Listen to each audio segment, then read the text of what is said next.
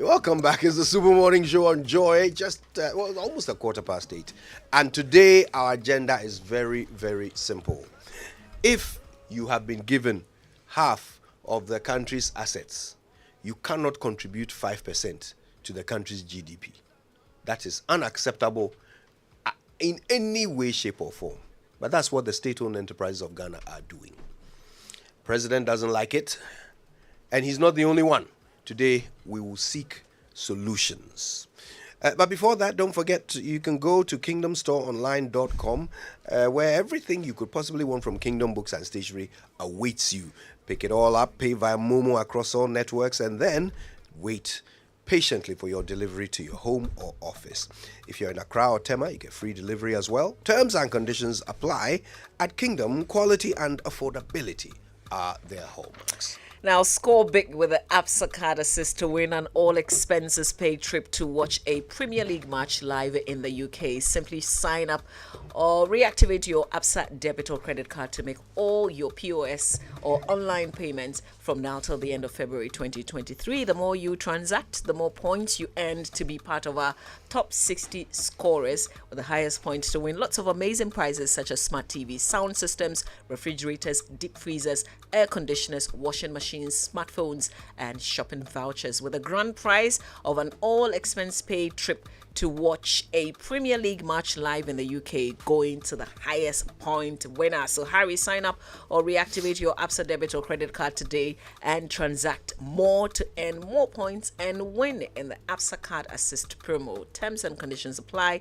That's Africanacity. That's certainly ABSA, the official African banking partner of the Premier League. There's a message here for you, Cudjoe, on Twitter by Kwame Gansa. Kwame Gansa says, if you don't appreciate Willie, we beg you in the name of God, please leave us to it. Why? We enjoy tasteless jaw exercising stuff with the hashtag Joy SMS. Imagine that. Once in a while. So now we have Willie victims. Willie victims who are claiming abuse at my hands. All forms of exercise, especially of the jaw, is very important. And you do all your exercise in your head. Yes. All right. Listen, let's get into our conversation. We're talking about state-owned enterprises. This is why the president addressed the heads of SOEs a couple of weekends ago in Abitifi. He said CEOs and board chairpersons of some of these entities have for a long time been overlooked when blame is being apportioned for the downturn of Ghana's economy, with the blame rather going to sector ministers and he, the president. So he told them, especially the bottom five, to sit up. Let's listen to him. It is unacceptable that specified entities who together control half of the nation's assets to contribute the less than 5% to the nation's GDP. As you are well aware, my expectation of you is to contribute some 30% to our GDP. I entreat you to reflect deeply on our nation's current situation, what your contribution has been, and what you can do to help turn things around. Further, specified entities must leverage the African Continental Free Trade Area, AfTA, Secretariat, to develop intra-Africa trade opportunities, as it is our responsibility to increase our exports as well as ensure food security. I've taken judicial notice of the league table and will admonish underperforming entities, especially the bottom five, to sit down. Board chairs and entity heads have for a long time been overlooked when blame is being apportioned for the downturn in Ghana's economic fortunes, with the flag going largely to sector ministers and to Mr. President, whilst others receive the backlash for the nation's current problems. The time has come for you to own up to this responsibility and take the front stage in our nation's development. Super Morning Show. Well, so there we go. That's what the president had to say. Ray, I mean, the situation is dire, let's be clear. You can't take half of our resources and give us a turnover of 5% of our GDP. You can't be making massive losses while we spend a fortune on you. But that is the story of many state-owned enterprises. Yes, and you just made it look like, see, since 2016, I remember this conversation about state-owned enterprise. Let's go back to those years where we felt that the Nkrumah enterprise, about 300 of them, some of them were not properly positioned and they're not delivering results. Even though up to today, we are still trying to revive, for example, the Commander Sugar Factory. And it's not working like the way we thought it would work, but still, we are working at it. And government went to even try to put it back on its feet.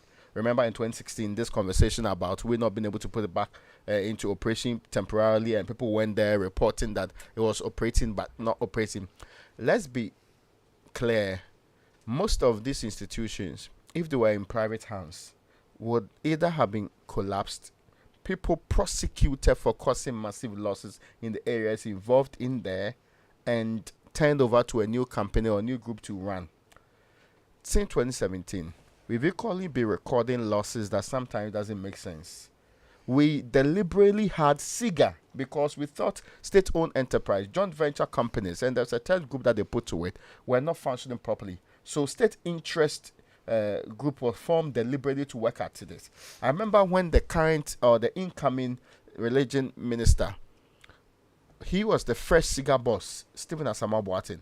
I had an interview with him. He said, no, we're going to crack the whip. Nobody is going to do what they did previously with these institutions and still function because they are important. They are contributing to many, many problems we are finding in this country. And they are even the sectors who wanted to create jobs, but they are not creating the jobs. And some of the people there, they don't need to be there in the first place.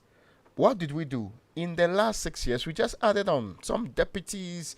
A single entity may have 3 or 4 deputies because we couldn't find jobs for them in the main ministry or what they call deputy ministerial positions. We added them to some of these slots. We moved on to add more debt to it. I reached the point. SNIT was discussing whether it was going to offload some of these, even in hotel forms. You get what I'm trying to say? We also went to the point that Osae did a report and told the people of this republic that 9 billion in a single year, 9 billion was the losses made by 10 of our state-owned enterprises within the energy sector. 10 of them. 9 billion put together. And what happened then? I'm not going to go back to the fact that it was similar debt in the sector that led us to set up ESLA, Energy Sector Levies Act, which we are told is one of the contributory factors to our current problems that we have today, because we have so much debt within the ESLA, because we did the collateralization and all the securities happened in that sector. So everything we have done shows we are either incompetent or we are deliberately running down these institutions. But why did we need them? Because a manufacturing sector is required for every country to progress. That is where you create the jobs. That's where people actually can go to work and earn something. From the 350, we have decided not to add on necessarily, but to rather collapse a huge section of them. We put some on joint venture, and the idea was that if we get others come on board to support it, we'll go and make it better. But what has been the latest report on it and the suggestion that we'll be making losses in that area? People have suggested that so far as government has a hand in it, it will not work. Because first, we will not put the right people in there. If we put the right people in there, we will make it impossible for them to operate by the kind of rules we give them. For example, the people say this is the tariff we need to operate fully. We in the Republic of Ghana, mindful of the other circumstances, will say, no, we can't give you that tariff because it will affect other people. So take 10% of the original amount, which means they are accumulating debt over a period of time, which will later on be asked to come and pay. So exactly how is it that when private people are managing the same set of businesses, they operate it and operate it well? But when the same set of people are put into government positions, they cannot operate it properly. Listen, some of the people that we are pulled into some of our positions, some of these state-owned enterprises, when they were in private enterprise, here in Ghana, in elsewhere, they were performing very well. What is this? What is it with our structure here that they cannot function the same way? Is it the cronyism? Is it the deliberate stealing? Is it the non-functional structures they have in place? And again, did we have any proper plan to retool these institutions from 2017? You ask yourself that question. Because some of them were grinding to a halt. Did we just change management, or we gave them what it takes for them to properly manage these institutions and run it properly? And yes, the other time we were told about how MDAs owe some of these institutions. If government is also owing the same set of people, how do we then call them incompetent? You ask me. You answer that question for me. The guy has been disabled from functioning. he has political ties, so he cannot come out and say you are disabling me from functioning. How then are we able to ensure that the people we are putting in some of these institutions end up functioning properly? We can go through a list of them, and we know, in fact, we have published them here before. We started mentioning and their level of liabilities that they have accrued over and the losses they've been making. Some of them will explain to you that even the board, a certain board, which is supposed to function properly, the people who go there only take allowances. Some people have retired in this country. The only job they do is go and sit on boards, take an allowance and go home. No contribution. And some of them have even been assigned 4-wheel drives as well. Yes. And yet they don't make any meaningful contribution to the function of these institutions. Well, listen, today I think we've got 3 of the best people you'd ever want to hear on a conversation like this, which hopefully can result in a turnaround of the fortunes of our SOEs. Joseph Cudjoe is a Minister for Public Enterprises, an Honourable Member of Parliament for Ifya constituency in Sekondi Takrady, which is in the Western region, obviously. Ken Thomspon is the CEO of Dalex Finance. He's a thought leader on business and economic matters, a fellow of the Institute of Chartered Accountants in England and Wales. And then the Director General of the Internal Audit Agency. He's got his eyes on all their books. Dr. Eric Oduro Osae joins us as well. That's all after these messages. Super Morning Show.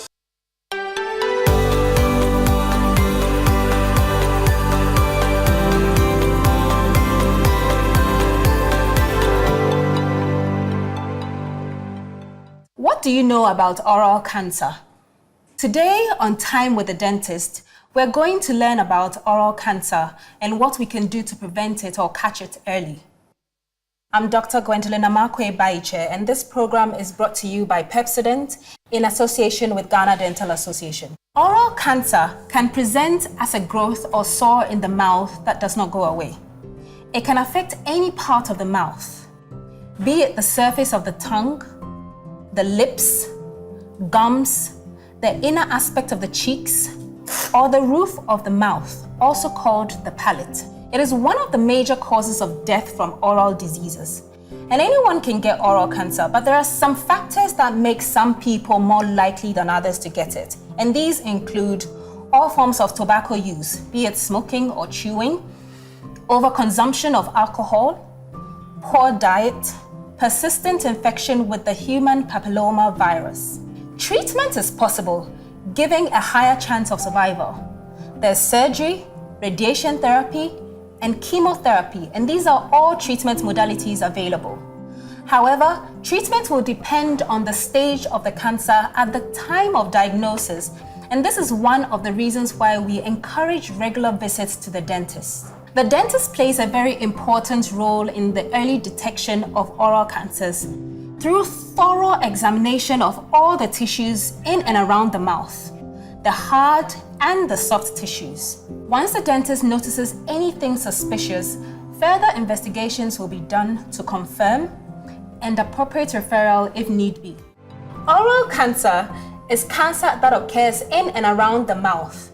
It can start as a swelling or sore in the mouth that does not go away after a long period of time.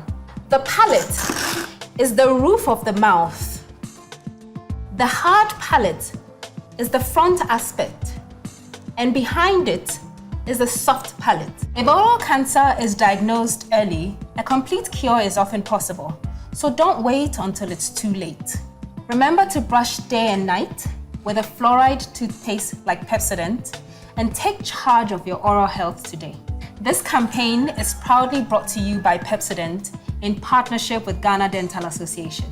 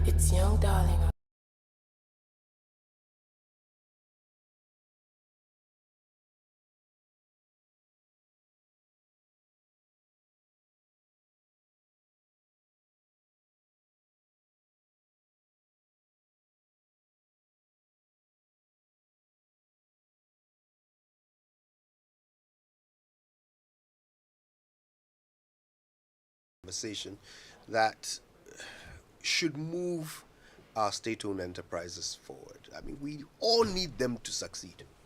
We all need them to succeed. And so we've put together, I think, the best group of voices for a conversation that can result in that success. So let's say good morning to Mr. Joseph Cudjoe. He's a Minister for Public Enterprises. He's the Honourable Member of Parliament for Ifia constituency, which is in Secondary Takrade. And, of course, no stranger to our show, Mr. Ken Thomspon, CEO of Dalex Finance. He's a thought leader on business and economic matters. He's a fellow of the Institute of Chartered Accountants in England and Wales. We're also to be joined by Dr. Eric Oduro Osae. He's nearly here. He is the Director General of the Internal Audit Agency. So he's got his eye on the books for our SOEs. Gentlemen, good morning to you all. Thank you for making the time. Yeah, good morning. Good morning. How are you? Not bad. It's always good to see you. Yeah, good to see you too. You're looking well. Well done. Keep it up. Keep it up. Keep it up. Thank you. Okay, all right. If you don't mind, I'd love to start with you, Mr. Cudjoe, because the president was clear. With 50% of our state's resources, state-owned enterprises are contributing 5% to GDP. Obviously, that's problematic. The president is not happy about the fact that you don't even get as much blame for our current economic situation as the ministers and the president does, even though you are contributing to it. Let me ask you this. In the most recent report, they made losses of over 2 billion. Yeah. Do you feel responsible for this poor performance? You talking about the state feeling responsible, No, or me, Joseph, as Cudjoe? minister for public enterprises? So how recent are we looking at? Let me greet your audience, your listeners to begin with. The most recent compared report is the 2020 state ownership report. Yes. And my appointment came in 2021.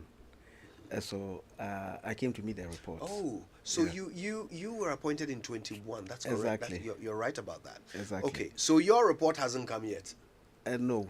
Okay. You know, anybody who follows financial reporting would know that end of year 2021, when I had been vetted, appointed in February and vetted subsequently, and appointment coming in April, it means I have a half-year report to talk to, so to speak, for 2021. And nonetheless, I would rather say, let's look at the government arrangements for oversighting the sector to deal with the issue you are talking about, which relate to the loss-making operations and high indebtedness, triggered by high borrowing by the state enterprises and slow delivery of inefficiency. These characterize them. But should we say any person or individual is responsible? If we do the analysis, I would say this characterization has dates back to independent time, when Kwame Nkrumah had done his big push of industrialization, and we had almost everything was being produced in Ghana, even including automobiles. Ken Thomspon, you allude to this. Yeah, I agree. Yeah, I agree. Ghana was even producing automobiles. Adom was one of the models, and Boafo another model. Just when South Korea had also started their Kias and the Hyundais. So if we go back to where the problem began, it's been since independence. But the trend continued, and all that at a point in time, what happened was we had State Enterprises Commission and Divestiture Implementation Committee, and the role they were playing was funny to me.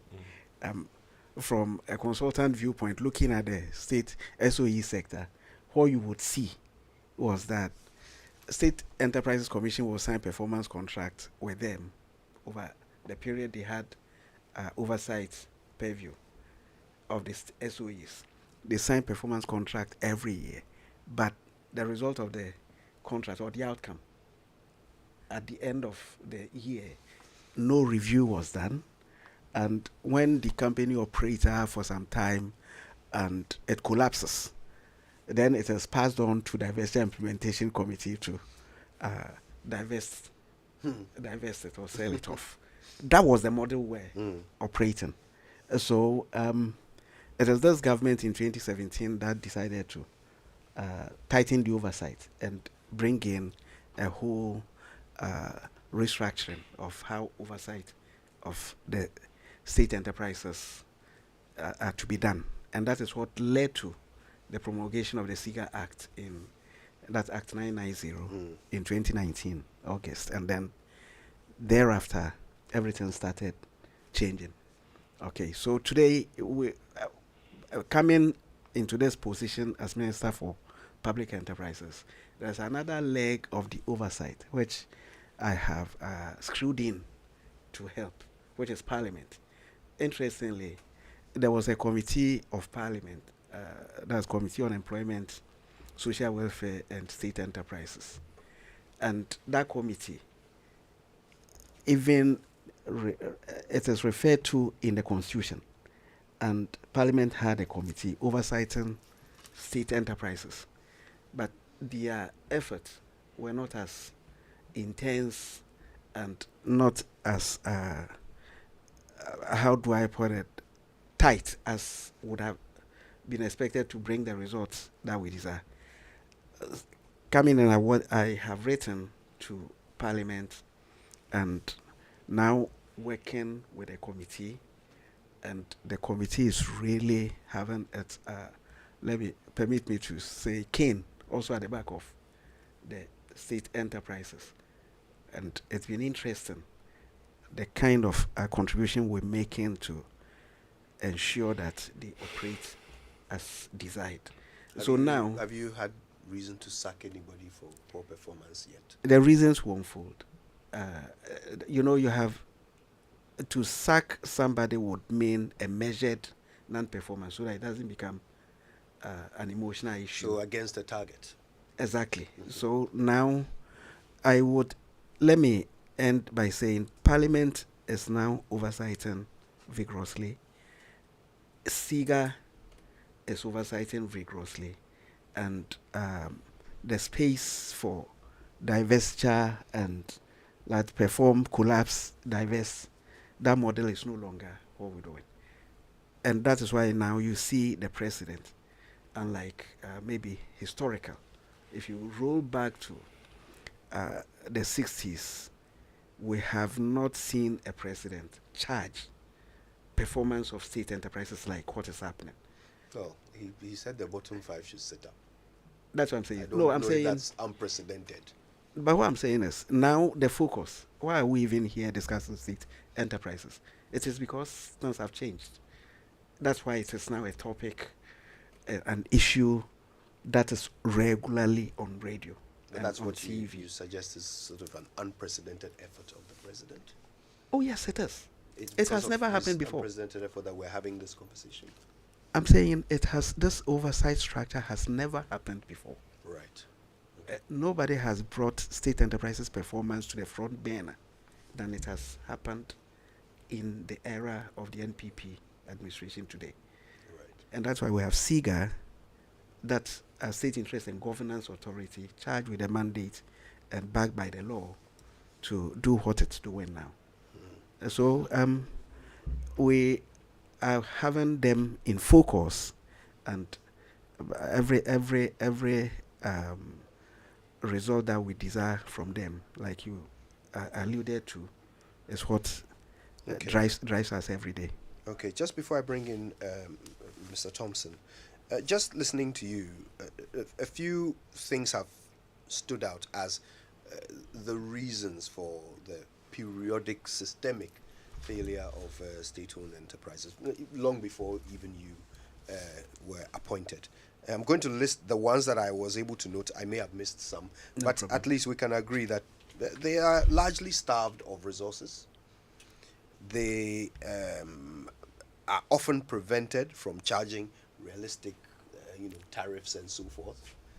They have become heavily indebted because they are unable to foot their bills. They are often populated with political appointees. They are not. They don't have people appointed on merit as often as they should. Poor accountability mechanisms, and almost no consequence for failure. These things have been happening. Whose fault are they? Interestingly, when you were mentioning the problems, I wish your listeners were viewers, seeing me nodding to them. Oh, yes, Because yes. You are they yeah. are all true. And whose fault it is, I must say, governance. Who's that? These state enterprises have been there. They keep being incorporated. They keep being formed. New ones keep coming. But it's not today. It's collective responsibility, you and I, who have never shown our interest in their performance in the past until we've brought it to the front burner today. Now, all these issues you've mentioned, right, I can say today we are taking them together, and especially you, let me cite instances.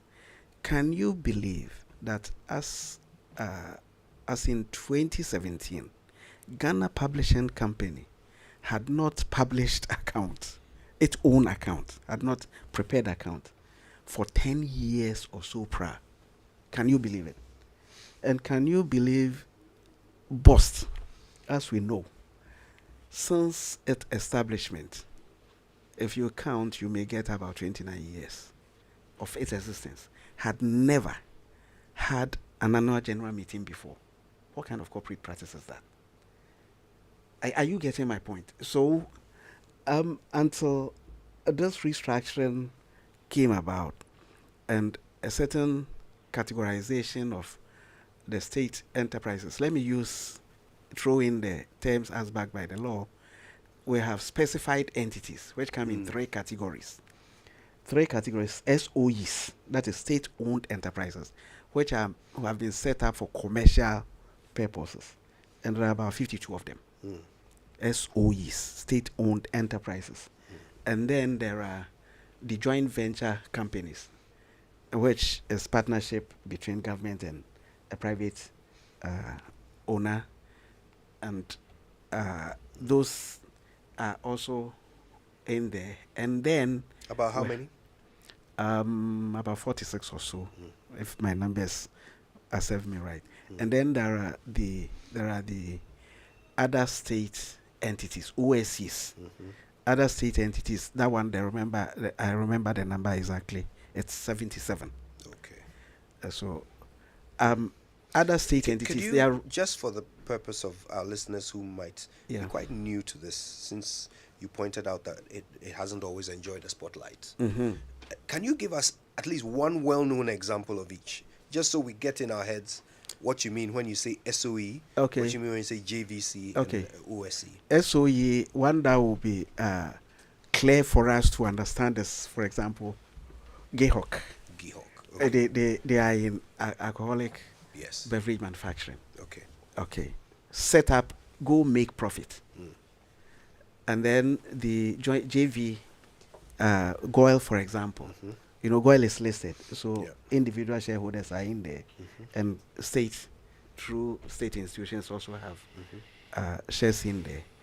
So that is a typical JVC, or joint venture company. And then OSC, predominantly they are the public operations and the regulatory agencies. Petroleum Commission is one. Gridco is even categorized as SOE.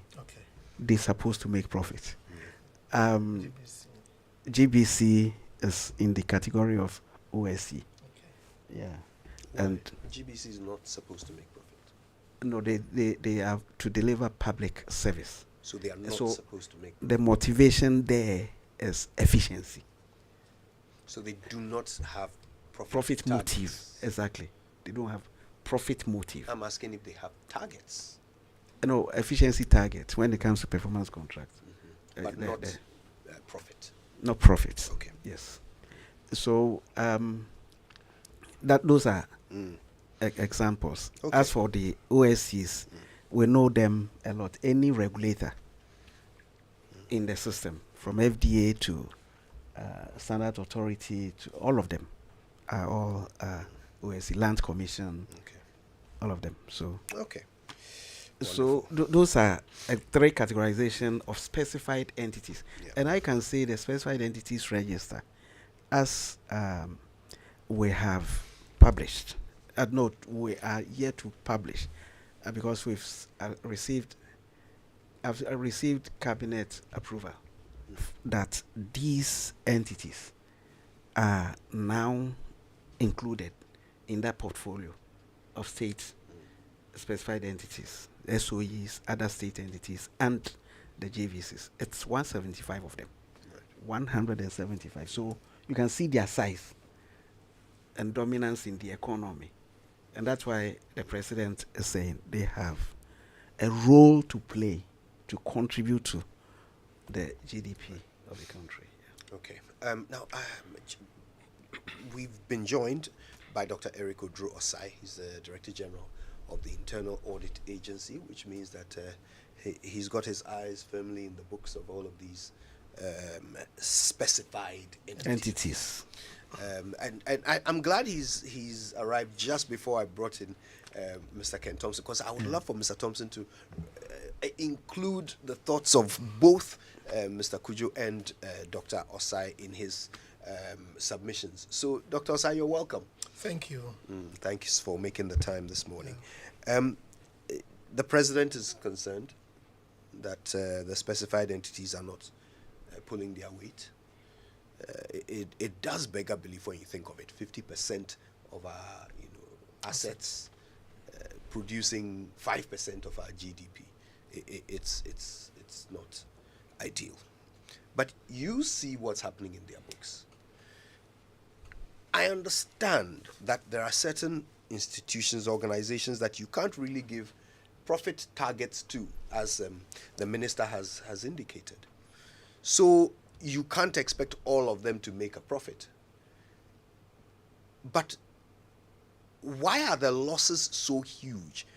Where are the areas of wastage, or what are we doing in there that is creating such a terrible picture year on year? Thank you very much, and let me apologize for coming late. I was on another program, so I sent in my apologies ahead of time. I think something new is happening with the establishment of SIGA. Previously, we didn't have this arrangement in place, and some of the losses that we're witnessing today or in the past years can be arguably explained to be carryover losses, because there have been inefficiencies in the past that have been carried over. The SIGA Act was passed in 2019. Operationalization started in 2020. So arguably, certain control systems are being put in place effectively 2020, 2021, 2023. So we would see the fruits of the foundation we've laid from 2023, 2024 onwards. That notwithstanding, like the Honorable Minister said, it is not all the institutions that are arguably supposed to make profit. In fact, even if they make profit, we can't call it profit, because they are expected to break even and provide, as it were, essential services. The challenge I have seen in the public sector, which affects some of these SOEs, is about the salaries that are paid to some of the people working in these institutions. Because before profit can be declared, you should deduct all your expenses, including salaries. So one of the areas I think SIGA is working on is working towards rationalizing the salaries of the specified entities or operators in the specified entities according to sectors. Once they are able to rationalize the salaries, I think it will help. The other side is also the corporate governance. Maybe an example or two, without naming anybody, but can you give us some examples of institutions where the salaries ends up being a dent, a big dent in their Well, I will not be pushed to mention institutions, but I think when you go to the energy sector, the players there have a certain level of salaries they earn. So if you are not able to rationalize it, you end up not even getting any dividend for government, and you can only pay dividend when you declare profit. So when the expenses are so high that you are not able to declare profit, it means government will not even get any dividend. The other side of it is the corporate governance aspect of the operations of these specified entities. And here, SIGA has also worked on a corporate governance code. But I think the Institute of Directors recently collaborated with SIGA to develop a consolidated corporate governance code. It is critical because when you look at the specified entities, the CEOs are arguably expected to be appointed by the board. But when you look at the constitution, the way the constitution is crafted, the president appoints some of the CEOs and then also appoint the board. So then board-CEO relationship can also create a problem for the functioning of the organization. So it's another area that we need to manage, you see. And I also think that, well, it's all about control systems. And I give SIGA thumbs up because SIGA has done a lot of work in the past 2 years, making sure that they produce management accounts. And it's a requirement under the public financial management regulations for them to produce management accounts. And then after that, their annual accounts. And if you are a specified entity under our laws, you have to comply with the Public Financial Management Act because government has interest, and also comply with the Companies Code. So that if you report under the Companies Act, fine, you have satisfied the Register of Companies, but you have to also satisfy government by making sure that your balance sheet and everything gets to SIGA, it gets to controller, so controller can consolidate it. Some of these institutions were not producing those financial reports. So eventually, we consolidate the final accounts of Ghana, and it excludes some of these institutions. Meanwhile, government borrows for these institutions. And when government borrows, Ministry of Finance will record it as a liability. So once they are not producing the balance sheet, the asset bit is not there. So you see the balance sheet of Ghana, and it looks as if the country doesn't have anything. Yeah. And that is where the problem is. So SIGA, together with the IA and Audit Service and Controller, now we are all cracking the whip to get these specified entities to produce their financial statement. And this financial statement must be produced in accordance with IPSAS for the government sector, and then IFRS for the Registrar General sector. So they have a dual reporting relationship. That is what has been missing from that system all this while. Thankfully, there's a wake-up call, and we are trying to resolve those issues. So that is the challenge. So if the president is talking about the losses, it is not only about the losses, we're also concerned about taking their assets on board so that it will balance the liabilities. Because most of the borrowing government does, when you look at our borrowing report for 2021, it indicates clearly that government borrowed for some of these institutions. In the absence of their balance sheet, in the balance sheet of the Republic of Ghana, we record only liabilities. So it's a big challenge, and it's an area that if we are to keep our eyes on, the balance sheet of the Republic of Ghana would improve. I mean, if you have such big governance gaps, we've just heard about how BOST in its entire existence has never held an AGM, general meeting. Why are they able to get away with it? You see, it's a corporate governance issue. It's a corporate governance issue. But I also think that they were able to get away with it because SIGA hadn't been around for some time. But with SIGA in place, it will be difficult for them to get away with it. And government has interest in a number of institutions. In fact, had it not been SIGA, all of us, we never concentrated on that. So this AGM business, I served on the graphic board for 4 years. And we were concerned about the AGM. And there was a funny arrangement at the Graphic Communication Groups Limited, where the National Media Commission will have to appoint the MD for graphic. And as a board, we sit there, and they determine his conditions of service. So you cannot even discipline the MD. And when you call for AGM, who is going? Government is 100% shareholder. So that whole arrangement would have to be streamlined. And I think that is where SIGA comes in, and that is what they have started doing. And they are working closely with the Institute of Directors on that. If you just joined us, we're having an all-important conversation about our, let me use the proper expression, specified entities that include state-owned enterprises, JVCs, and OSCs as well. Our three guests are Joseph Cudjoe, Honorable Member of Parliament for Ifia, as well as Minister for Public Enterprises, Dr. Eric Osae, Director General, Internal Audit Agency, and Mr. Ken Thomspon, CEO of Dalex Finance. And I've saved you for last. Because you run a business and you advise people who run businesses. You've heard what our situation is. As a nation, this is how we are running our businesses. Thoughts? Okay. Good morning once again. First, I would like to congratulate SIGA. SIGA's done, it's congratulate SIGA, at least, and the president for spotlighting the issues. And I'm speaking as someone who's runs a business. I started a business from scratch and grew it. I'm speaking also as someone who has direct experience of state-owned enterprises. So I know what I'm talking about. I know exactly what I'm talking about. First, as usual, nobody's taking responsibility. I think that the statements that have been made, what has been said in the press, is closing the barn door after the horse has bolted. Because I don't see why you need SIGA to be able to monitor the operations, because appointments are made and resources are thrown at issues. So SIGA, it's a red herring. That's number one. Number two, it's impossible for these state-owned enterprises to perform. Me personally, we should have 0 state-owned enterprises. It's impossible for them to perform because appointments to these boards are made on the basis of loyalty. By the time the person gets there, he's already done the work. He's not going to perform. Who's going to hold them to account? By the time the person is appointed, by the time it's made a deputy MD, by the time put on the board, it's on the basis of loyalty to the political people in politics, the political authority. Even take SIGA. Take SIGA as an example. That we're holding out to have at least started the process. The chairperson is appointed politically.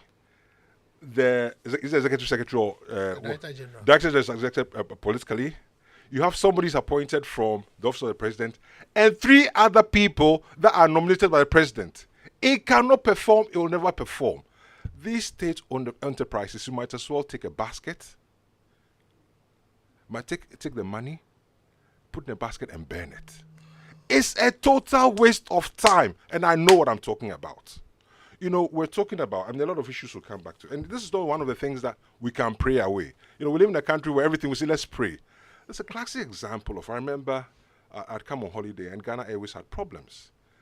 And on TV, they were showing the board praying for God to intervene to help save the company. And I'm thinking, hang on a minute.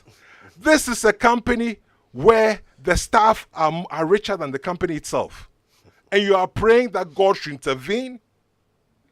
It's a total waste of our resources. They will not work. Let me pick on some of the issues. Salaries. I don't have a problem with salaries. Pay the people what they deserve to get them to perform. And if you pay peanuts, you're going to get monkeys to work with. Pay the people the money that they require to get them to work. So salaries is another red herring. The thing is that we have no ability to sanction them. We cannot sack anybody. They've already done the work. They're on the basis of loyalty. So they'll continue to waste resources. And in any case, what skin do they have in the game? 0. If I lose money, it hits my pocket. If somebody goes to a state-owned enterprise and they do it all the time, create a guarantee, create a contingent liability, what do they care? It's a total waste of money. And let's stop this conversation going back and forth, back and forth, back. It's a waste. Of course, it suits the politicians. They're able to extend political patronage. Because if you can't make me MD, why should I follow you? Of course, it suits them. Of course, it's also important that the state takes certain risks that the private sector cannot take. For example, in extractive industries. And that happens all over the world. But to invest in companies just for political patronage, to invest in companies where you are killing private sector, really is a waste of our taxpayers' money. I mean, here's a country where people are more interested in working for a state-owned enterprise than the private sector. Does it make sense? Look, let's deal with, let's not do this shadow boxing. The minister is my friend. I'm glad that he's got appointments. A fellow accountant, yes. Right. Let's not do this shadow boxing. It's a complete waste of our money. And I have direct experience. I, Ken Thomspon, I have direct experience. And I know what I'm talking about. You have some of the enterprises where half the time, the directors are flying to collect per diem. I mean, hello. And who do you think pay?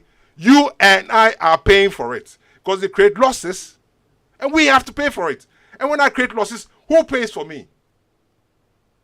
Who pays for my losses? Come on, guys. Let's be real. So what are you suggesting? Sell them all? Oh, sell them off. What can we do? What's the worst that can happen? Sell off ECG. Break it up. You see, and it's a fundamental principle of anything that you do. If the people in charge, business, they don't have any skin in the game, it's not going to succeed. It will not fly. It's a fundamental principle. It's a fundamental. Why does America work so well? Everybody is trying to create business. Everything they do, they have skin in the game. And the state allows you to work. But it's not possible where I set up a company using state resources. I put my friends on the board to manage it, and they'll perform. It ain't going to happen. Hello, because they are my friends. They've already contributed to whatever I'm doing, and it's a reward. That's all it is. Break them up. What you mean when you say they've already done the work? Of course, they've done the work. It's a reward for they've done the work. I mean, either you were driving the person during the elections, you raised money, you provided water, you were cooking. They've done the work, and I say I have direct experience, so I know what I'm talking about. So the appointment tends to be a reward. Of course. So if it's your reward, why will you come and break your back? You've already done the work. You've done the work. You've done the work. I see. I mean, you've done the work. Why should you come and break your back? Mr. Cudjoe, do you see this? Do you see the reality of what Ken Thomspon is saying in your sector? He's making a very interesting submissions, and I'm so excited by it because he's sharing experience. He says they've done the work, and the appointment is a reward. Interestingly, I know his voice on radio and his articulation and everything. When we met in here, he recognized me that I was sitting in deputy energy ministry as deputy minister, and he was on the board of Gridco. And an issue came up, and I had to help in resolving the issue. So he saw my performance in there. I think you won't mark me zero. I'm making a general statement. No. So I'm just. Now that you have removed yourself from it, let's talk about the rest of. Let's talk about the rest. Wait. I'm throwing in a factor, and I also know his drive when he was dealing with the issues of Gridco. Do you understand? So at least agreeing with him or not, I would say some would go in with the mindset of helping the system. They haven't done the work before going in. Some, including himself and myself. Because when he was on the board of Gridco, he was driven. He was very driven. He wanted to solve the problems. So some have done the work, some haven't. But he's not attributing the failure to those who are doing the work. He says that the public sector populated by those who are not doing the work. I don't forget the problems he's talked about. When I decide to go from that viewpoint, I will even say it worse than he has done. Then please feel free to tell us the truth. I am free. I'm free. I've told you the problems. I have told you the problems.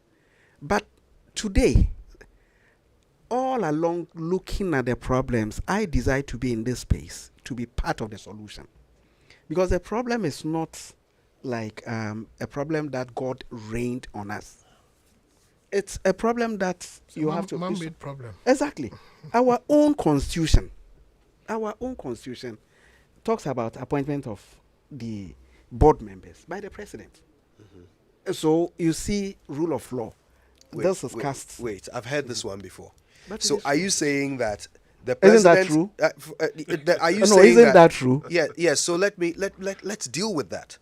Are you saying the reason why people are appointed as rewards is No, because the no. Constitution says the president must do so? Wait. He talked about natural thing, motivation, natural thing. Your state do not finance politics, but your state wants somebody to be elected as a president, do campaign, election. You know the cost of election. Your state, Yeah. you don't pay for elections. So we have created a system whereby election campaign should be financed. Start from there. And you see the root of the problem Ken Thomson is talking about. When you are solving a problem, you look at the root. So I'm saying if somebody fetch water for a certain candidate and the person has done the work and he's been appointed as a reward, you have created a problem where the state is not funding the person's campaign. So Wait. once you go to that route, then you...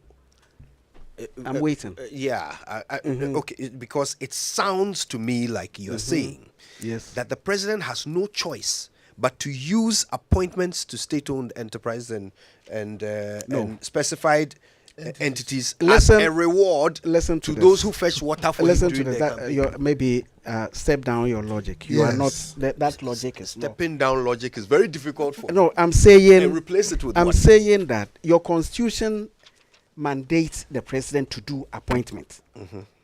I have been appointed. Yes. Are you getting me? I didn't fetch water. Okay. I didn't... Do you understand? And Ken Thomson was appointed. That's why I started from that angle. That you cannot say the president appointment is all about the work has been done. Else Ken Thomson himself, I don't know what work he did for the president. I don't know. But as for me, what I know is I went to contest a seat and I came in parliament. And the president is enjoined to make appointment. That's constitution again. To make appointment of ministers from parliament. And the president looked at competencies. I can show you my CV to make appointment. And I sit in here working, and my competency has never been brought to question. So you cannot say president appointed me as a reward for fetching water. So let's talk about That- those that is who why I'm were saying- appointed as a reward. Because you say they exist. No, I am saying to him, you wanted me to agree with him. No, and I'm citing you agreed. example why I will not agree. I didn't want you to agree. Kudjoe, can You agreed. I- You are understand? next. You are I next, understand. Doc. But I want to So understand. I the cited minister examples. first. I cited examples which will make me never agree. I know my case. I know Ken's case. We are here. The rest of the case, I do not know what somebody else may have done, for which reason Ken is making the statement he's making. Right. I do not know. You are actually saying that you have no knowledge of any Reward appointment. Okay. Because the people Okay. I see get appointed are competent to occupy those positions. That one I know. Right. So why is the work not getting done? If work is not getting done, then you diagnose the problem to be oversight, governance system. You know, we have state interest and governance authority. That never existed. I'm saying if you put down a company, any company, including Joy, and governance doesn't work, it will start, non-performance will creep in, whether you like it or not. So, for over the years, governance of state specified entities was simply not there. Right. You incorporate a company under the company's law, which says board, shareholder. There's a shareholder who responsible for constituting the board, and the board oversighting management team, and management team oversighting staff. This structure is what Ken's Dalex is following. And that is why they perform. That is what Joy is also doing. That's why they perform. And I'm saying this never existed since independence. And it's the first time this government has put in SIGA to represent shareholder, and then the rest will follow. Okay. Are you getting the point? So let's not just say because they have state enterprises have been non-performing. There's no solution. We are rolling out a solution. Okay. If you just joined us, we're talking about specified entities, state-owned enterprises and the like, and their performance or lack of it. And we're trying to diagnose it and figure out the way forward. You've heard from the Minister for Public Enterprises, Mr. Joseph Cudjoe. You've heard from the CEO of Dalex Finance, Mr. Ken Thomspon. You've heard from Dr. Eric Oduro, Osae, who's the Director General of the Internal Audit Agency. And you're going to hear more from them. When we come back, we'll talk about SIGA. Everyone has commended SIGA. But we've also heard Ken Thomspon saying that you didn't need SIGA in order to have accountability and good governance. We'll interrogate that when we come back from these messages. Morning Show.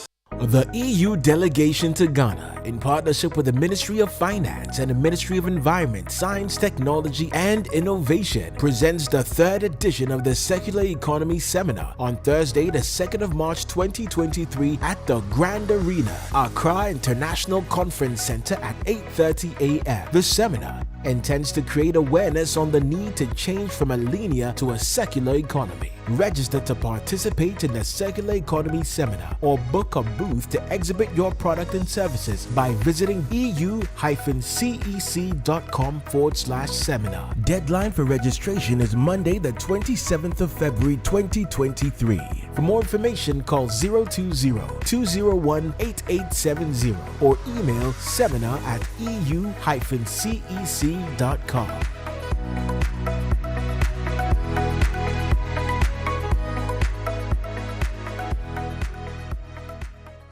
See, I love my house, I love my cars. Come on, let me take you to the kitchen. This is where you see I love everything about Samsung. Don't worry, it could be you, because it's the month of love. Samsung Love Office. Oh, it's actually cool. Go grab your Samsung AC, fridges, television, soundbars starting at 2,999 Ghana cedis. Samsung Love Office. More ways to love with gifts that says it best. Starting from now, all the way to Valentine to the end of February. Call 050-315-9739. It is the month of love. Play the game to get your Samsung freebies and vouchers. Hey, nowadays, germs are in the air. Aren't you concerned? Concerned about what? About the children, of course. In times like this, they sneeze, cough, and fall ill just like that. This is why we need to give our children and ourselves a fighting chance with the maximum protection of Dettol soap. Dettol soap not only refreshes you, but it can be used for bathing and washing hands. So keep calm, get Dettol soap. Dettol protects from up to 100 illness-causing germs. Dettol is endorsed by the Ghana Registered Nurses and Midwives Association. This advert is FDA approved.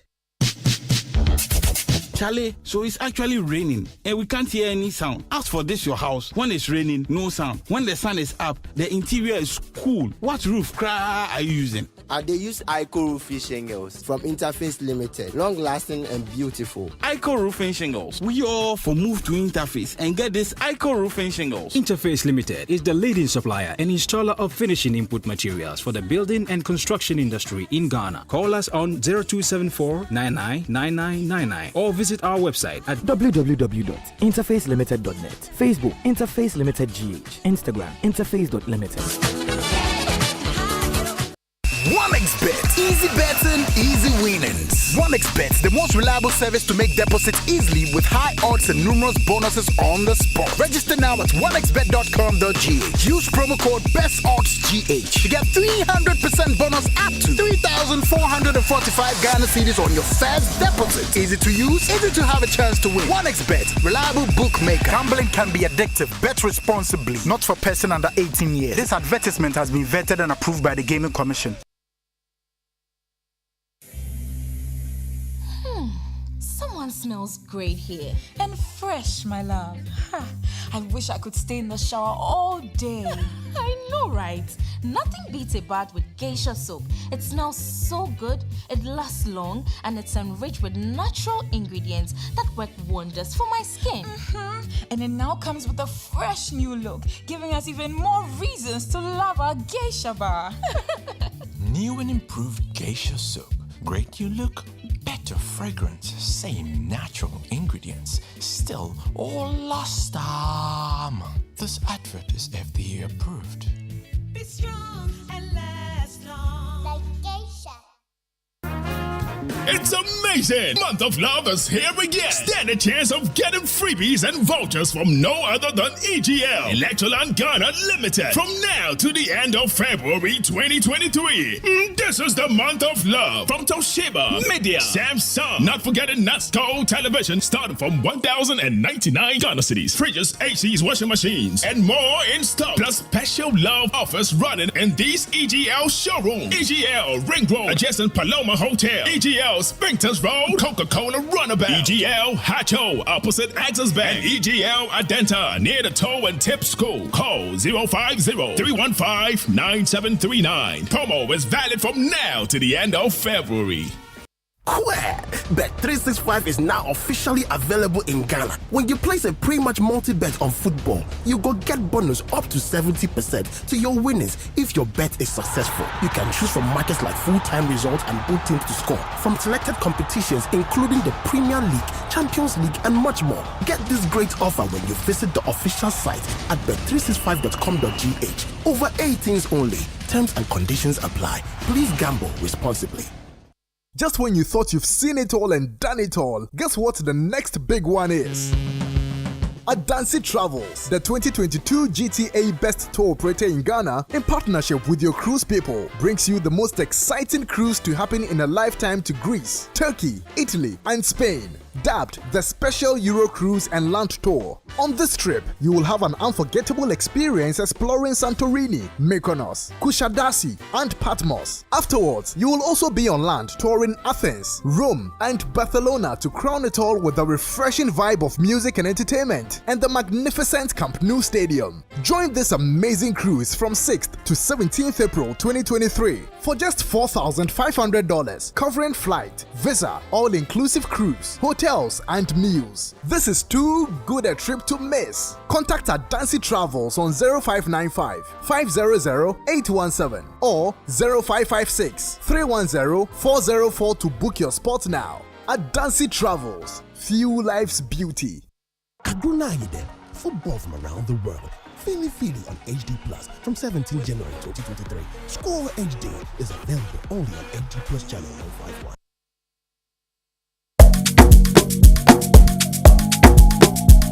Coffee in your cup and joy on the set. The Super Morning Show is always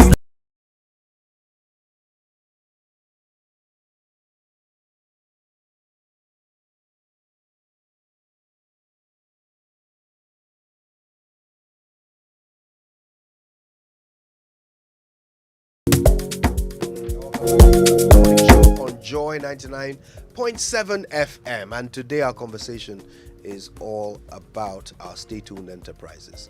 As a nation, we have businesses. They are running at a loss, and we want to know why and how to turn it around. The three best people to help us are the ones we have in our studio: the Minister for Public Enterprises and Honorable Member of Parliament for Ifia constituency, which is in Sekondi Takrade, Mr. Joseph Cudjoe is here, alongside the Director General of the Internal Audit Agency, Dr. Eric Oduro Osae, and the CEO of Dalex Finance, who also happens to be a fellow of the Institute of Chartered Accountants for England and Wales, Mr. Ken Thomspon.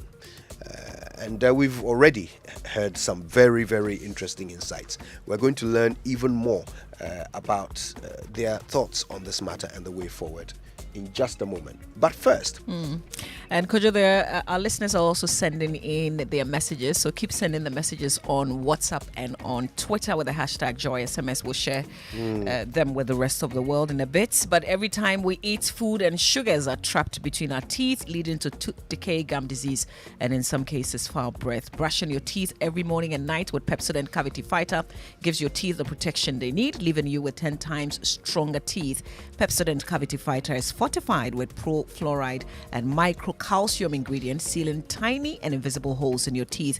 This prevents cavities, keeps your teeth strong and mouth healthy. Pepsodent Cavity Fighter, maximum cavity protection, 10 times stronger teeth. 25 years educating to brush day and night. Pepsodent is recommended by the Ghana Dental Association, and there are 2 other highly effective variants of Pepsodent on the market. Pepsodent Charcoal, which is made with a fine blend of activated charcoal and lemon essence.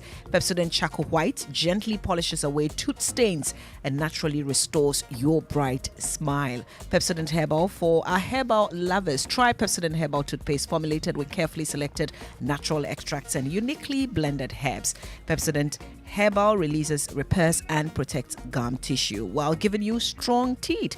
You can get Pepsodent at any shop near you. Call the customer care center on toll-free 0800 2030. Always remember to brush your teeth in the morning and before you sleep at night. Pepsodent, every smile matters.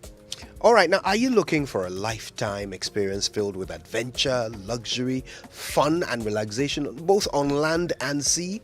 Then, of course, you've been waiting for them, and they are here. Adansi Travels, your 2022 GTA Best Tour Operator in Ghana, in partnership with Your Cruise People, brings you the most exciting cruise throughout the most famous islands across the Mediterranean Sea. Santorini, Mykonos, Kudashasi, is that right? Kusadashi, Razi. Kushadasi. Will they allow me onto that island now?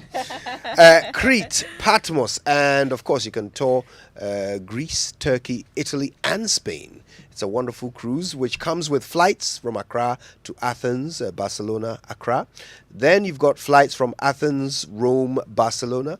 3 nights on Celestial Olympia, which is the cruise ship. You get breakfast, lunch, and dinner on the cruise. All-inclusive drink package on the cruise. 1 night in Athens, 3 nights in Rome, 3 nights in Barcelona, 3 days, daily breakfast and dinner on land excursions. And then you get selected tours in Rome and Barcelona.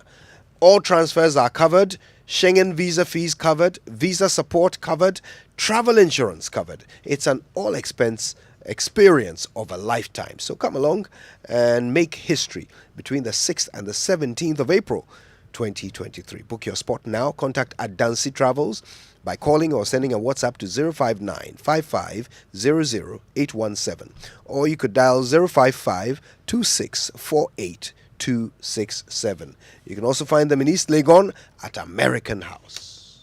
Now, the international betting company 1xBet is ready to offer an incredible selection of sports betting, mobile games, and your favorite online casinos 7 days a week. 1xBet collects over 1,000 celebrity sports matches for you, so you just have to try your luck. The first deposit of new players will be increased by 3 times.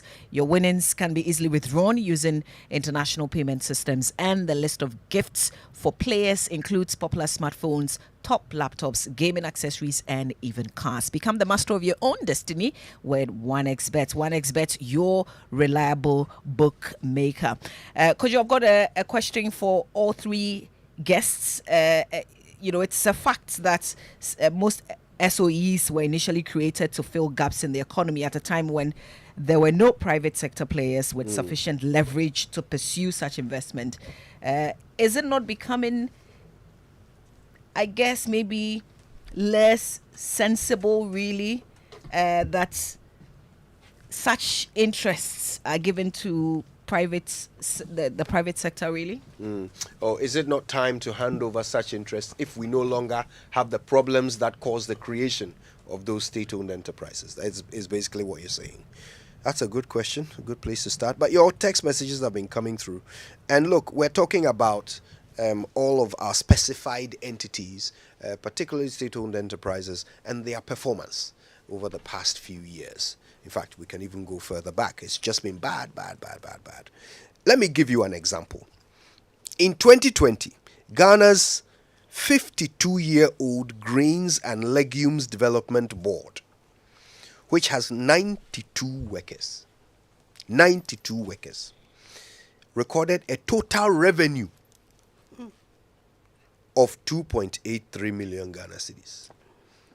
I mean, I don't even know if you can buy 2 Land Cruisers for that amount. I mean, Auntie Muni sells more rice in a year than this.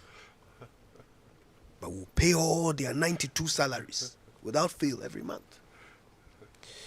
So Kwame Sowu is asking this question. He says, look, why can't the state use the expertise of efficient hiring institutions like Pricewaterhouse, Ernst & Young, and so forth to recruit the best talents to run these state enterprises? This part of our conversation with which we are wrapping up the issue is looking forward into solutions. And I want to start with Dr. Oduro Osae, because he wanted to make a comment on the earlier issue of governance, and then you can give us your thoughts on the way forward, whether SIGA is indeed the solution to all of these problems. All right, thank you very much. I on the governance issue, I think we may have to look at our laws again, like the Honourable Minister said. If you have a chief executive or a head of a specified entity appointed by the president, and the board is also appointed by the president, board chief executive relationship becomes difficult, and it becomes difficult for them to even monitor the performance of the chief executive. So we may have to look at that bit. And then also, we may also have to look at compliance with public financial management laws. You see, most of these SEs or specified entities see themselves as private institutions.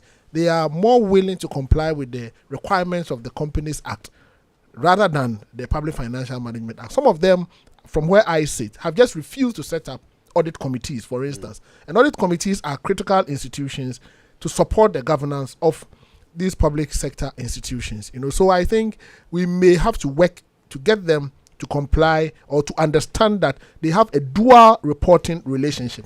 Insofar as government has an interest in that institution, you are required to report under the Public Financial Management Act and also report under the Companies Act. The next leg is about SIGA.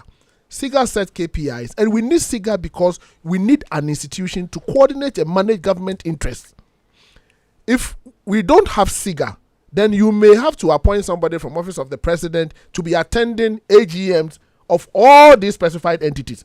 But if you have SIGA, SIGA would coordinate it and compel them to organize these AGMs.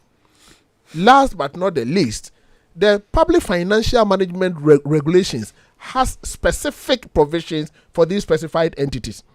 One of them is the establishment of KPIs, and then also monitoring the operations of these specified entities. And that has been given to SIGA. So if all state institutions, and it's not only SIGA, the Internal Audit Agency, for instance, is an oversight body to make sure that internal controls within these institutions are working. But if you do all of this, and you have a chief executive who sees himself bigger than even the boss, where the chief executive can even report a board to Office of the President for the board to be dissolved, it makes pushing this chief executive to deliver on his mandate very difficult. So my point is, let us review our corporate governance laws.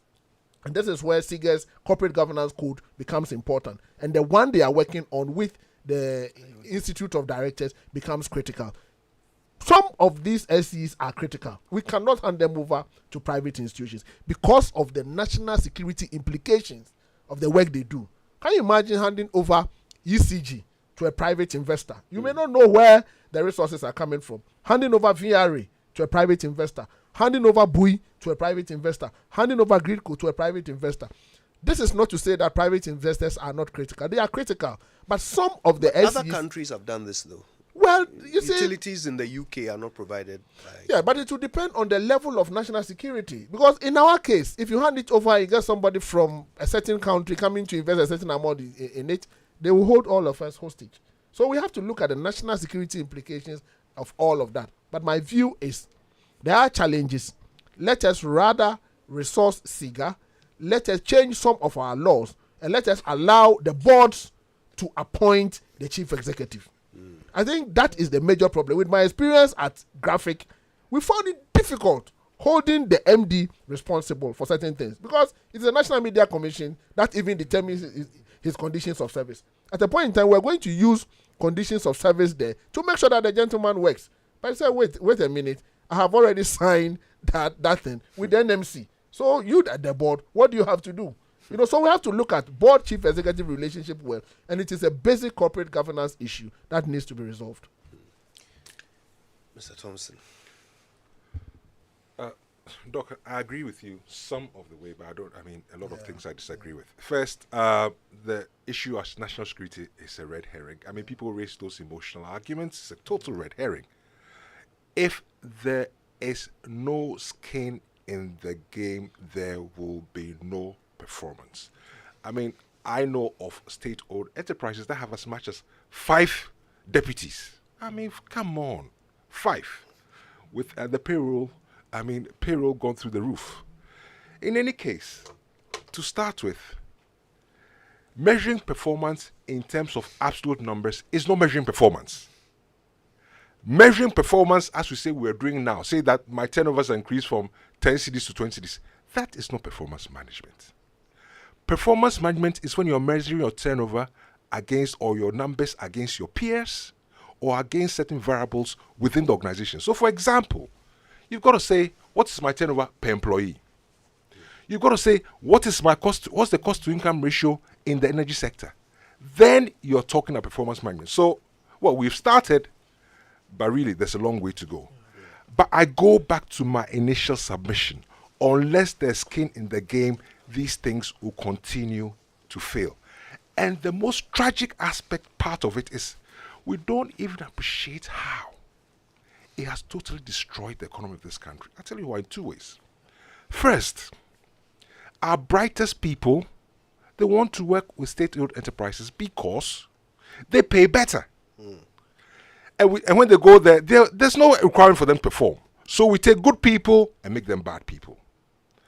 Number 2, because we support these state-owned enterprises, private sector cannot compete. And we continue to waste resources. Let's have a proper conversation and stop this shadow boxing. We've started, but let's have a proper conversation. Of course, it didn't start today, but excuse me. I can't say that. You can't say that, well, I only came yesterday, so it's not my fault. But you've been there for some time. Come on, let's have a proper conversation. But it's ridiculous in the extreme because state-owned enterprises single-handedly have destroyed this country. They have destroyed the country. Transport, health, name it. What else? Energy, natural resources, finance. Thank you. Government gives them guarantees, they give loans. They don't collect. They don't collect year in, year out. And if you go back, and Honorable, if you go back to Ghana's history, when these factories were set up, they were funded by the state.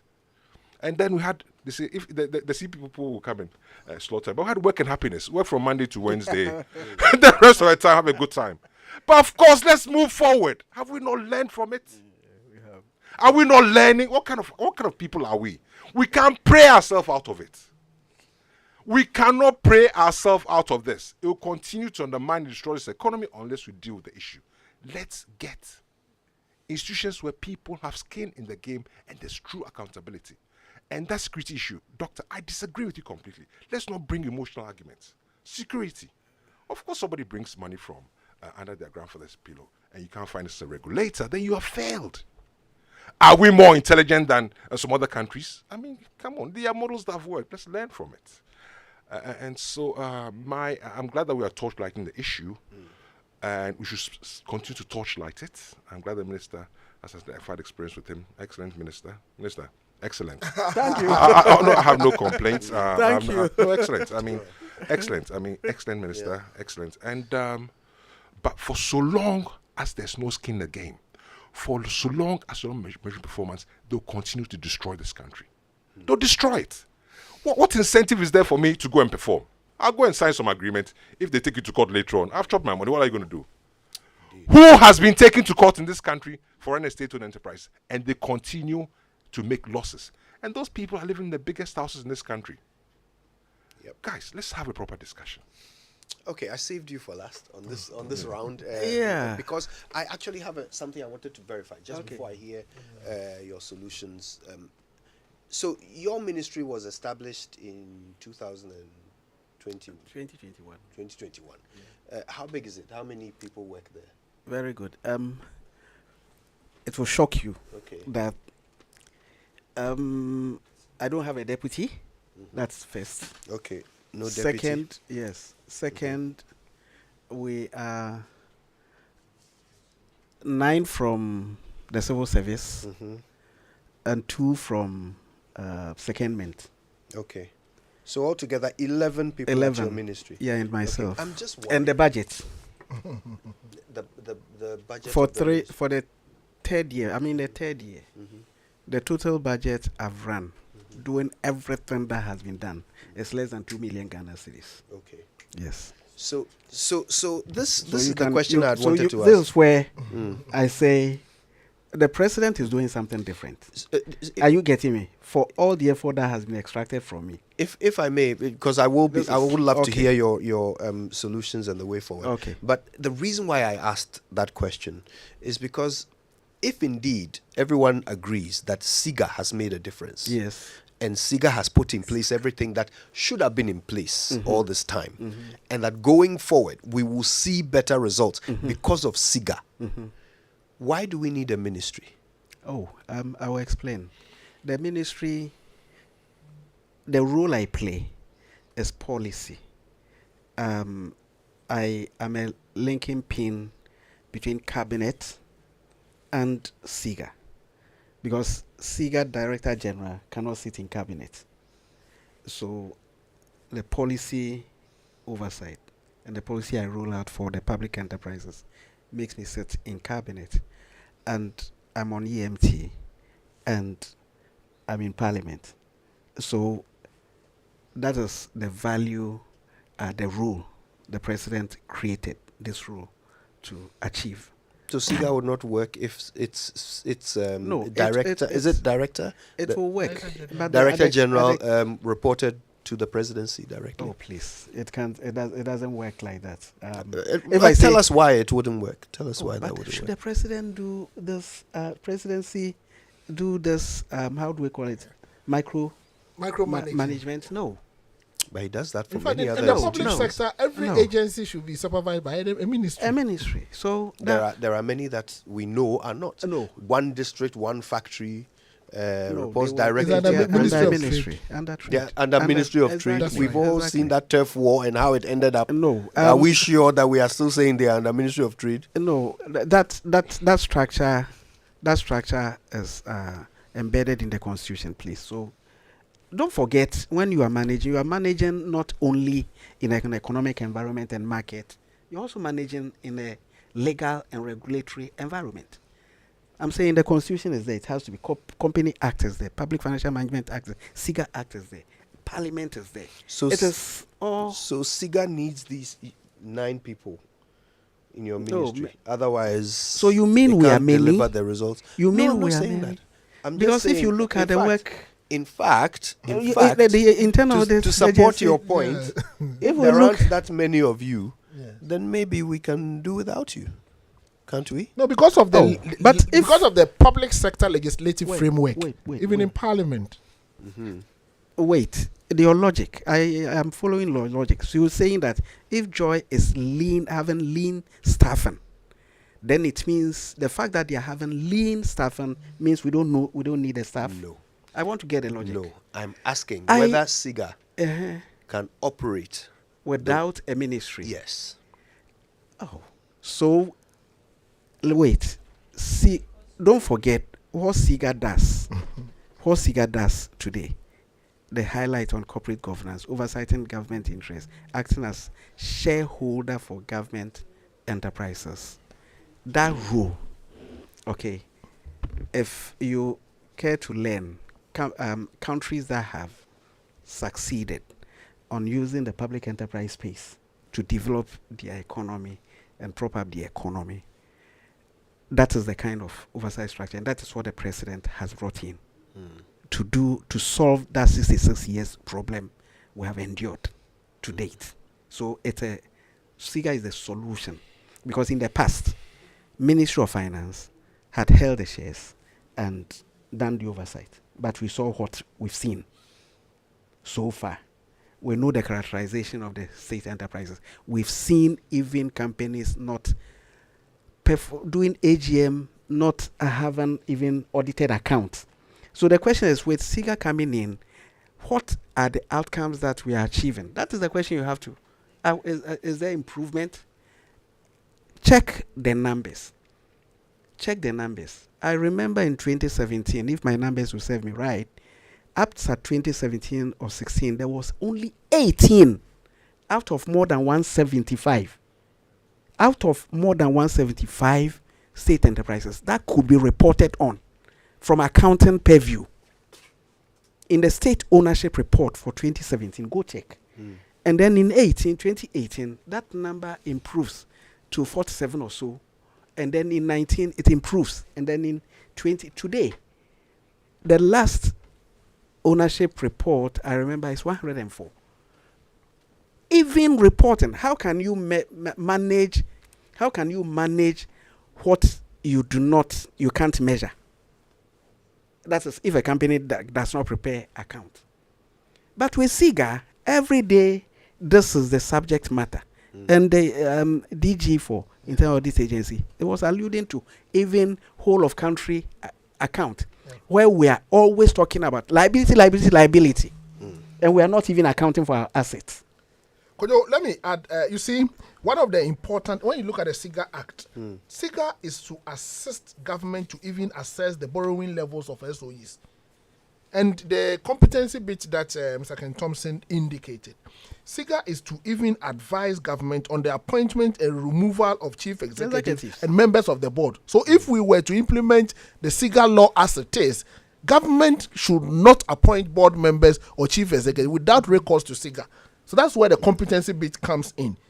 So I think I agree with Ken. Let us rationalize the whole thing. Let us work around it. Let us make sure that we are able to benchmark them with the way private sector operators are operating and hold people responsible where they fail to deliver. That is the bit that is missing. Let us start cracking the whip. And let me, on this note, Ken, let me address a concern you have raised severally. Skin in the game. Okay. Skin in the game, unless you want to say totally every state enterprise should be owned, should be sold off and held and owned and managed by the private sector. But the skin in the game problem, I believe in it myself.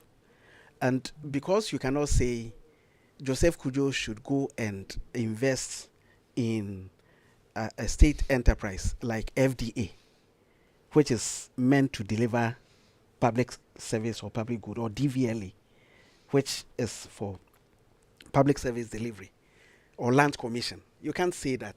So the management there, since you cannot have a skin in the game rule, whereby cash from my personal account goes in there, and I'm an owner and I'm so concerned about their performance, the way I have solved it is to introduce public enterprise league table, which ranks their performance annually.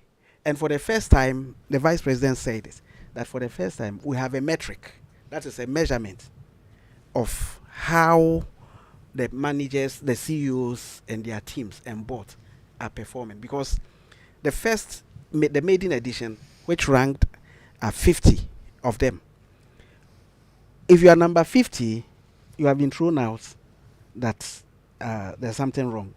For two reasons, I come in and diagnose what the problems are. It may be personal performance, personal board performance issues. It may be resource constraint. It will lead to an action. If you need money and government is not going to write check again because your history and the market, your business model is not going to bring profit, sell off. You sell off. Either you invest, you invite a strategic investor, and then you bring private ownership control at the control level, and the government has only minimal stake in there. But that's national security thing, he said, and Ken, the DG mentioned, and Ken disagreed. I will rather put it, instead of national security issue, I will take it as, don't forget, we are in a free market economy. We are. And this market economy where the most important element of the market is pricing, which market evolves it. If you leave the entire economy, this economy, in the hands of the private sector, let me tell you the risk we run, because we don't have laws against monopoly like other countries that can afford and say everything should go to the private sector. I'll cite industry examples. Oil and petrol, how do I put it? Petroleum pricing. If anytime you hear the other players kicking against oil and saying government is using oil to bring down prices, note that it is a way of managing pricing, if indeed government is using it. But I know government oil is not being used by government, but for the fact that the state has interest in it and vote at the board level and so on, if oil want to maybe shoot up prices or do something that is against the interest of the Ghanaian on the streets, the state will have a mechanism. Bost recently has been accused or under the goal for oil that taking the import X%. But because if you leave everything in the hands of the private sector, I am telling you for a fact that the way our laws even allow private enterprises to form associations and control pricing, we are dead completely. That's the national security issue, the angle. Okay. Can I respond to that? But that is a fact. Time is all gone. That is a fact.